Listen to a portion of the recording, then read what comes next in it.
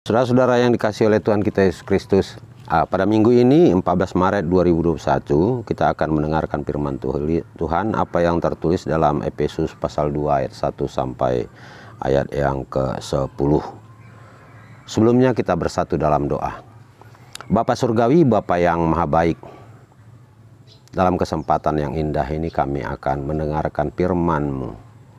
Firman-Mu yang kami yakini berkuasa, kiranya menguasai segenap kehidupan kami melalui kuasa Roh Kudus di dalam Kristus Yesus. Amin. Nah, bacaan kita di Minggu Letara ini Efesus 2 ayat pertama hingga ayat yang ke-10. Saya bacakan kepada kita sebagaimana dikatakan firman Tuhan. Kamu dahulu sudah mati karena pelanggaran-pelanggaran dan dosa-dosamu. Kamu hidup di dalamnya karena kamu mengikuti jalan dunia ini, karena kamu mentaati penguasa kerajaan angkasa, yaitu roh yang sekarang sedang bekerja di antara orang-orang durhaka. Sebenarnya dahulu kami semua juga terhitung di antara mereka, ketika kami hidup di dalam hawa nafsu daging dan menuruti kehendak daging dan pikiran kami yang jahat. Pada dasarnya, kami adalah orang-orang yang harus dimurkai sama seperti mereka yang lain. Tetapi Allah yang kaya dengan rahmat, oleh karena kasih-Nya yang besar yang dilimpahkannya kepada kita, telah menghidupkan kita bersama-sama dengan Kristus.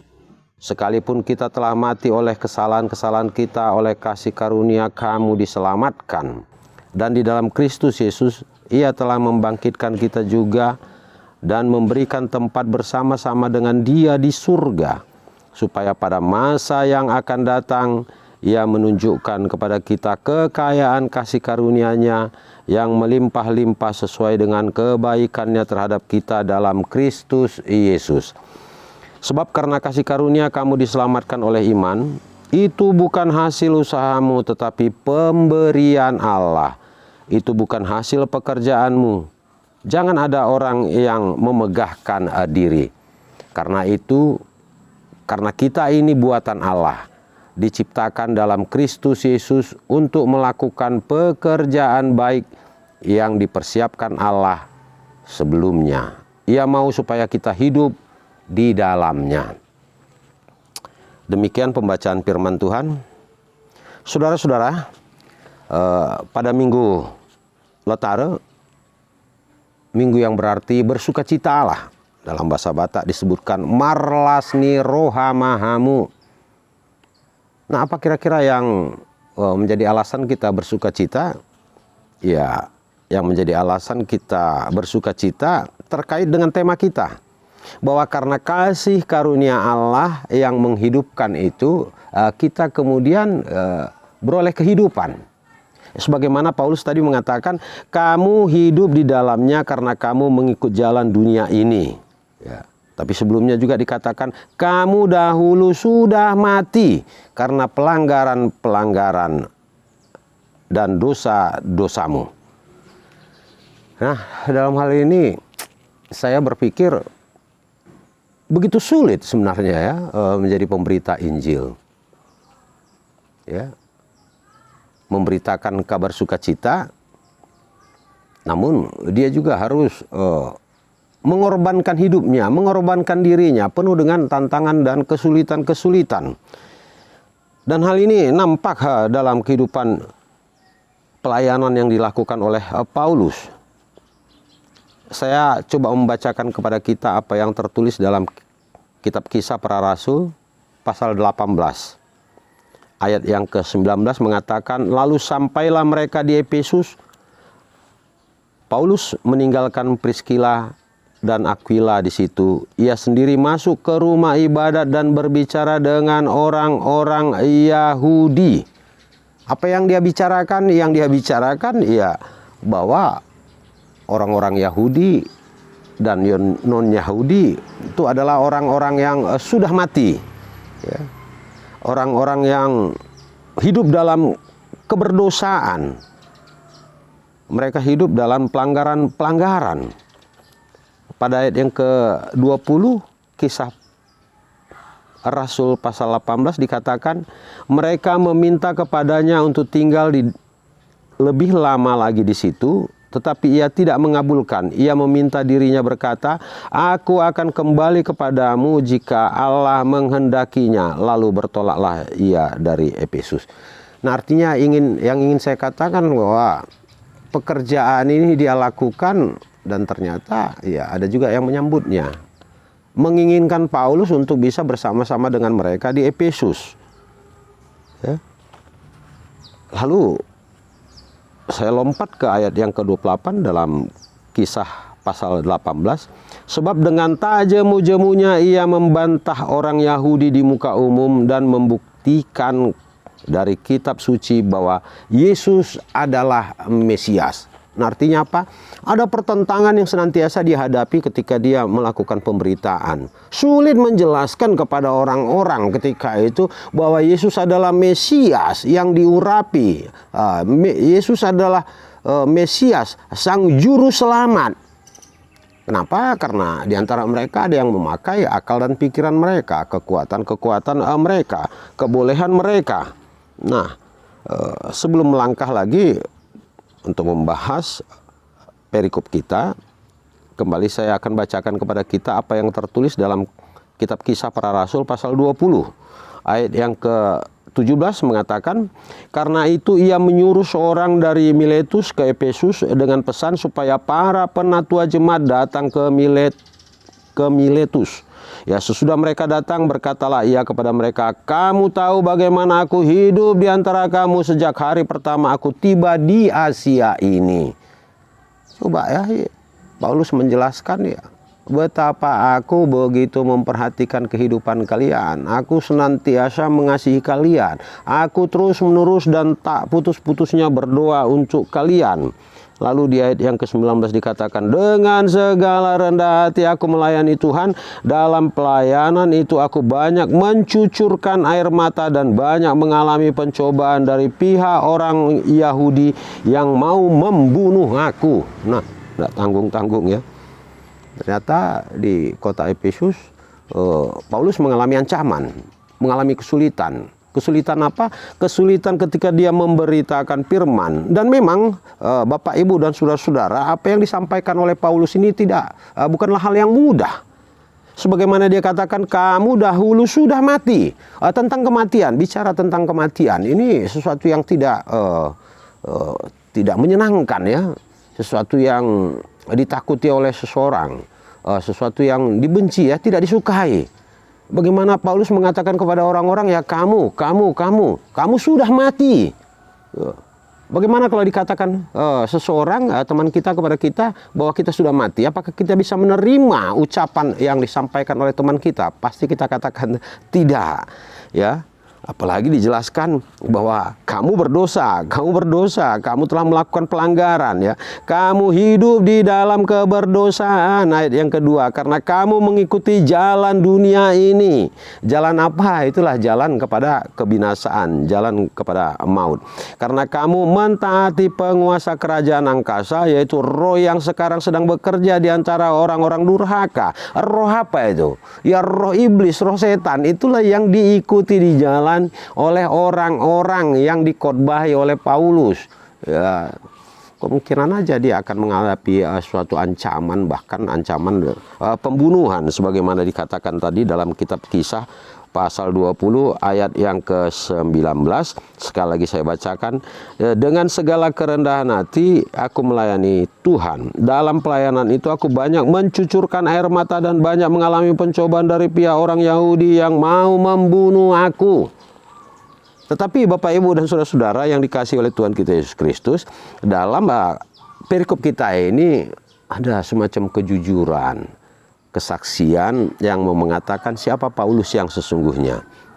Kalau pada ayat yang pertama dikatakan kamu sudah mati, lalu ayat yang ketiga dia katakan sebenarnya dahulu kami semua juga terhitung di antara mereka. Artinya Paulus dan rombongannya ya sama ya seperti kalian ini yang sudah mati, tapi aku sekarang sudah menerima Kristus, menerima Sang Juru Selamat. Nah, dalam hal ini ada perbedaan seperti itu ya. Ada perbedaan. Kamu sudah mati, aku sekarang sudah hidup. Apa artinya kematian? Bapak, Ibu, dan saudara-saudara yang dikasihi oleh Tuhan kita Yesus Kristus, bicara soal kematian ini bicara soal kedagingan.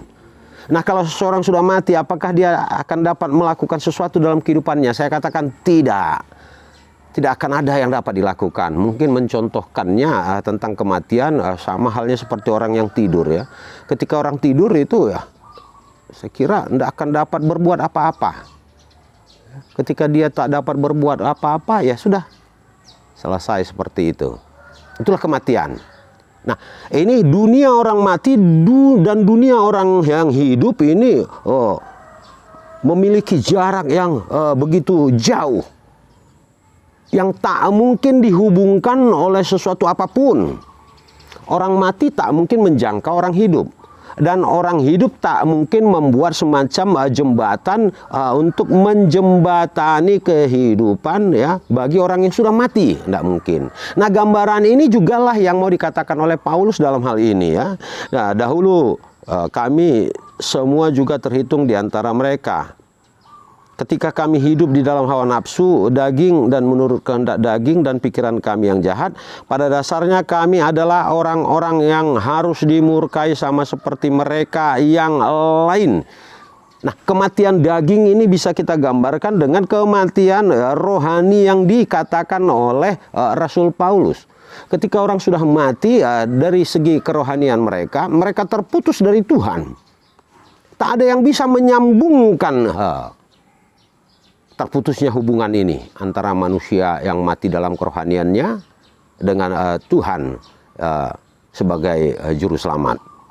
Dan orang yang mati secara kedagingan dalam hal kerohanian, inilah orang yang hidup dalam hawa nafsu daging, menuruti kehendak daging dan pikiran yang jahat ya.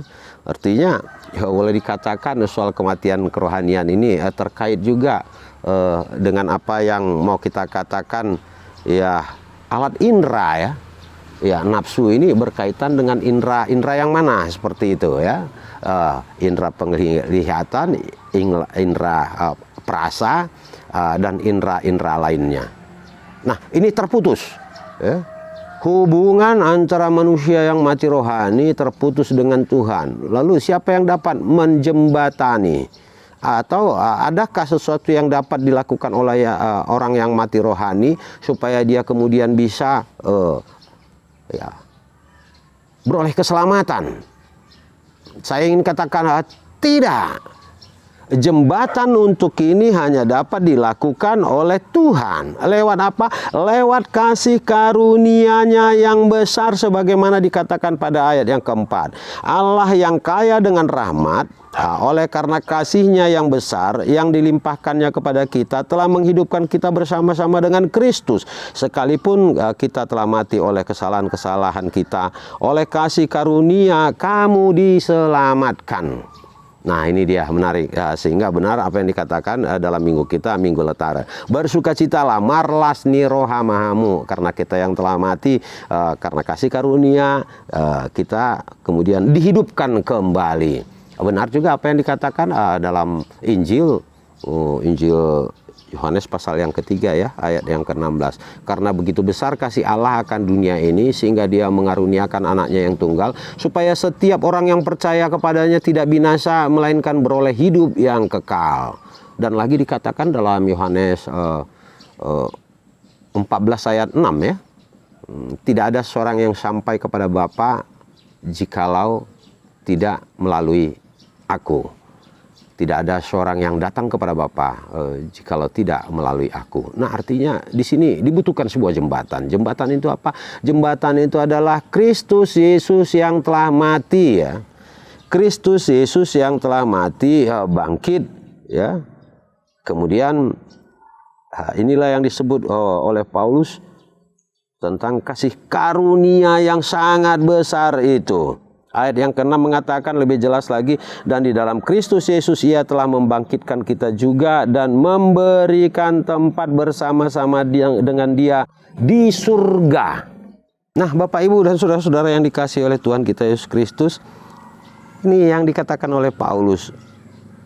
bahwa tak seorang pun yang dapat selamat. Tak seorang pun yang dapat mengandalkan kekuatannya. Tak seorang pun yang dapat mengandalkan kebolehannya, kepintarannya, akal dan pikirannya untuk beroleh keselamatan, kecuali itu hanya merupakan pemberian secara cuma-cuma kasih karunia. Benar seperti apa yang dikatakan dalam tema kita, kasih karunia Allah yang menghidupkan. Ya. Dan lebih indah lagi dikatakan, di dalam Kristus Ia telah membangkitkan kita. Dan kemudian setelah dibangkitkan, kita juga bangkit bersama-sama dengan Dia, diberikan tempat ya bersama-sama dengan Dia di sorga. Saudara-saudara yang dikasihi oleh Tuhan kita Yesus Kristus, dari pernyataan ini boleh juga ya digambarkan seperti percakapan-percakapan yang kerap kali kita dengarkan. Orang mengatakan di mana ada kehidupan, di situ ada harapan. Nah, ini mau mengatakan juga bahwa di mana tidak ada kehidupan, di situ juga tidak ada harapan. Ya. Nah, oleh sebab itu apakah kita sekarang tergolong manusia yang berpengharapan? Tergantung. Ketika kita menerima Kristus, menerima keselamatan, kita adalah orang yang berpengharapan untuk bisa kelak ditempatkan di kerajaan sorga, untuk dapat menjadi pewaris kerajaan sorga. Itu yang mau dikatakan. Nah, yang menjadi persoalan bagaimana caranya untuk menjadi memiliki pengharapan. Bagaimana caranya untuk kita bisa dikategorikan sebagai orang yang hidup, ya, dan bukan lagi orang yang mati. Caranya ya begitu simple sebenarnya ya. Caranya sangat-sangat mudah. Orang yang berpengharapan adalah orang yang menyatakan kesetiaannya kepada Tuhan. Orang yang berpengharapan, orang yang menyatukan kehidupannya dengan Tuhan. Dan orang yang berpengharapan, orang yang diselamatkan, itu adalah orang yang dipanggil oleh Tuhan. Dalam kitab Imamat pasal 19 ayat yang kedua juga di sana dikatakan hal yang dimaksud. Tuhan memanggil orang untuk menjadi suci karena Tuhan itu suci. Jadi orang yang berpengharapan, orang yang hidup suci. Orang yang hidup suci, ya sebagaimana saya katakan tadi, ya yang meneladani kehidupan Kristus Yesus. Menyatu dengan kehidupan Kristus di dalam kehidupannya. Orang yang berpengharapan, orang yang suci, orang yang memisahkan dirinya dari dunia. Ya. Dunia dalam arti sini kosmos ya. Bicara tentang dunia juga boleh dikatakan ini bisa kepada dunia penciptaan, dunia yang diciptakan oleh Tuhan, dunia yang penuh dengan dosa. Lalu dunia ini kemudian dibaharui oleh Tuhan lewat kedatangan Tuhan kita Yesus Kristus, kehadiran Kristus, lewat kematiannya. Nah, itulah yang disebut ya ketika kita menjadi manusia yang berpengharapan, kemudian kita boleh menjadi manusia yang telah diperbaharui, hidup dalam pembaharuan ya. Hidup dalam pembaharuan. Bapak, Ibu dan saudara-saudara yang dikasihi oleh Tuhan kita Yesus Kristus. Nah, apa yang dapat kita petik dari perikop ini? Melalui perikop ini kepada kita diingatkan bagaimana kita bisa memiliki kesadaran yang penuh di dalam kehidupan kita masing-masing. Ya. Kesadaran akan kebaikan Tuhan. Pada ayat yang ke-8 dikatakan dalam bacaan kita, sebab karena kasih karunia kamu diselamatkan oleh iman, itu bukan hasil usahamu tetapi pemberian Allah. Ya, itu bukan karena usahamu tetapi pemberian Allah kepadamu. Bahkan pada ayat yang terakhir dalam bacaan kita, karena itu ya kita ini buatan Allah, diciptakan dalam Kristus Yesus untuk melakukan pekerjaan baik yang dipersiapkan Allah sebelumnya. Ia mau supaya kita hidup di dalamnya. Ya. Ini buatan Allah, diciptakan dalam Kristus. Tadi kembali kepada penjelasan soal kosmis. Dunia menggambarkan soal kedagingan kita yang merupakan ciptaan daripada Tuhan. Tuhan menciptakan kita setelah diciptakan itu Adam dan Hawa jatuh ke dalam dosa. Ketika kita jatuh ke dalam dosa, ya Paulus juga mengatakan dalam kitab Roma, ya, tak ada manusia yang tidak berdosa. Dan kemudian ini dibuat semacam statement oleh tokoh bapak gereja yang begitu luar biasa. Dengan statement ini begitu terkenal, Agustinus mengatakan non posse non picare, tidak mungkin tidak berdosa. Ya, setiap manusia yang hidup di dunia ini sudah jatuh ke dalam dosa. Namun memang sebelumnya ada juga asapan yang mau mengatakan posse non picare, mungkin tidak berdosa. Kapan itu? Ketika Adam dan Hawa belum memakan buah yang dilarang oleh Tuhan untuk dimakan, maka predikat manusia posse non picare, mungkin tidak berdosa. Tapi setelahnya manusia jatuh ke dalam dosa, manusia berdosa. Nah, ini yang dikatakan pada ayat yang ke-10, kita ini buatan Allah yang diciptakan semula tanpa dosa, kemudian manusia memilih jatuh ke dalam dosa. Dan setelah jatuh ke dalam dosa, muncul penciptaan kembali. Siapa yang menciptakan? Diciptakan dalam Kristus, diciptakan dalam kebaharuan, diciptakan dalam pengertian bahwa kita telah diselamatkan menjadi manusia yang baru, itu sepertinya, untuk melakukan pekerjaan baik yang dipersiapkan Allah sebelumnya. Ya, mau supaya kita hidup di dalamnya. Nah, ini dia ya, begitu jelas. Untuk apa kasih karunia ini kita miliki? Untuk apa perlunya kita beroleh keselamatan?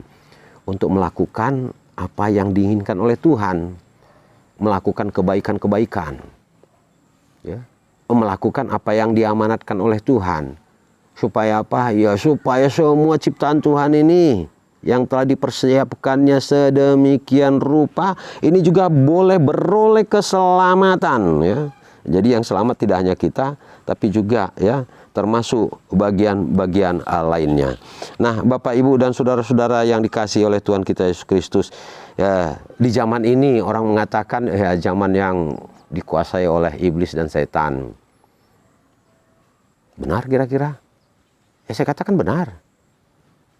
Apa pembuktian tentang kebenaran bahwa zaman ini dikuasai oleh setan? Ketika manusia mengikuti ya kekuasaan sebagaimana dikatakan tadi pada ayat yang pertama dalam bacaan kita, ya. Kembali saya bacakan kepada kita ayat yang pertama dalam bacaan kita mengatakan, kamu dahulu sudah mati karena pelanggaran-pelanggaran dan dosa-dosamu, kamu hidup dalamnya karena kamu mengikuti jalan dunia.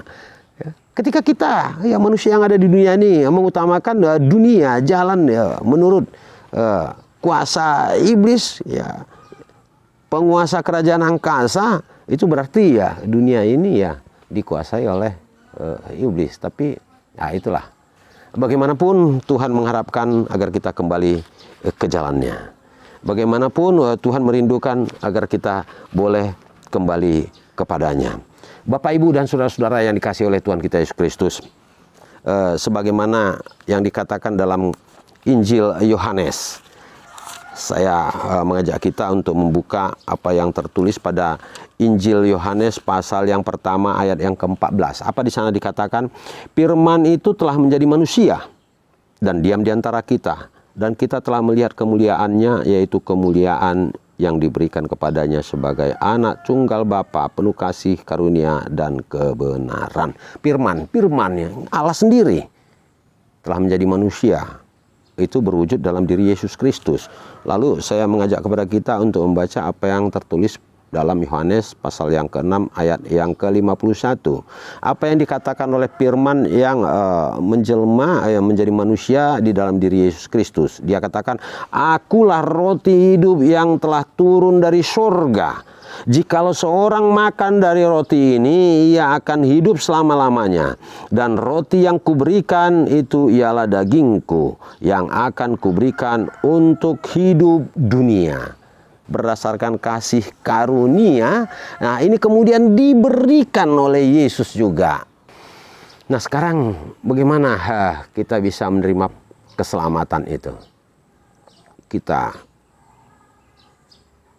memakan daging dan meminum anggur sebagai perlambang darah Kristus. Lebih nyata lagi, kita menerima Kristus di dalam diri kita. Ya, kiranya pada minggu ini, ya Minggu Letare, yang menyatakan sukacita, marlasni roha mahamu, kita bisa menyatakan sukacita itu, kita bisa mendapatkan sukacita itu di dalam kehidupan kita, sekalipun kita mengalami situasi yang sangat-sangat sulit, yang masih harus terus menjalani situasi pandemi ini. Amin.